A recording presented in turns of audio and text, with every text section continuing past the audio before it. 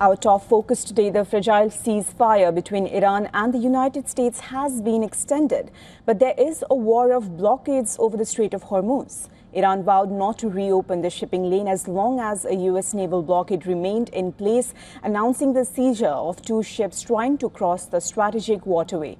Iranian state TV shared a video purposely showing armed soldiers boarding 2 container ships in the Strait of Hormuz. According to a statement by Iran's Revolutionary Guards, one of the seized ships, the Liberian-flagged container vessel named Epaminondas, was en route to Gujarat in India. The second ship has been identified as a Panama-flagged container ship named MSC Francesca. It was headed to Sri Lanka's Hambantota.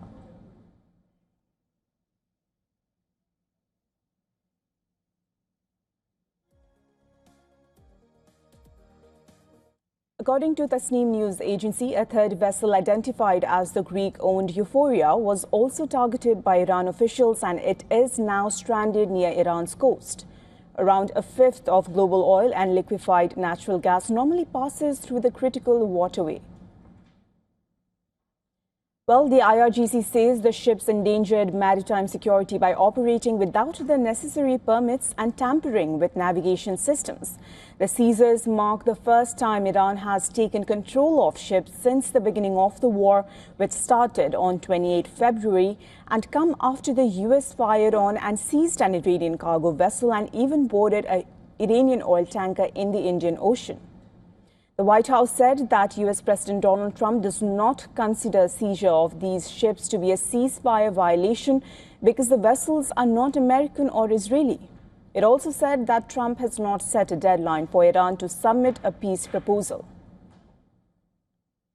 I know there's been some anonymous sourced reporting that there was maybe a 3 to 5 day deadline. That is not true. The president has not set a deadline himself. Ultimately, he will dictate the timetable.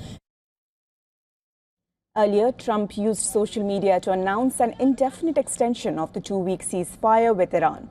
He cited a request from mediator Pakistan and the need for Iran's fractured leadership to submit a unified peace proposal. Despite what appeared to be a unilateral ceasefire extension, U.S. maintained a naval blockade of Iranian ports, a move that Tehran officials call is no different from bombardment. Mohammad Bagher Ghalibaf, the Speaker of the Iranian Parliament and lead negotiator, said that a complete ceasefire only makes sense if it is not violated by the maritime blockade, the hostage-taking of the world's economy, and Israel's warmongering.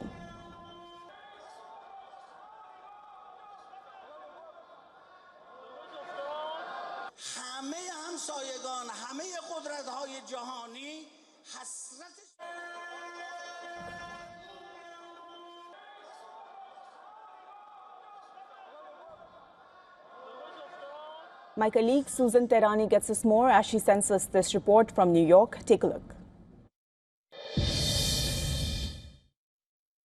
White House Press Secretary Caroline Leavitt says that President Trump does not view Iran's seizure of 2 international container ships as a ceasefire violation because the vessels were neither American nor Israeli.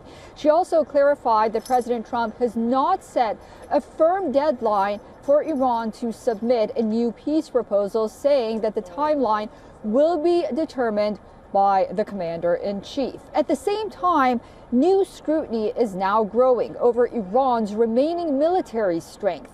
Defense Intelligence Agency Director Lieutenant General James Adams told Congress that despite major degradation from coalition strikes during Operation Epic Fury, Tehran still retains thousands of missiles and one-way attack drones as well, capable of threatening U.S. and partner forces across the region. So this creates a clear contradiction. Publicly, on the one hand, the administration is projecting controlled diplomacy, but intelligence officials are warning that Iran still has significant strike capability. So the ceasefire may be holding politically, but militarily the threat is far from over. Susan Tehrani reporting from New York for WION World is One.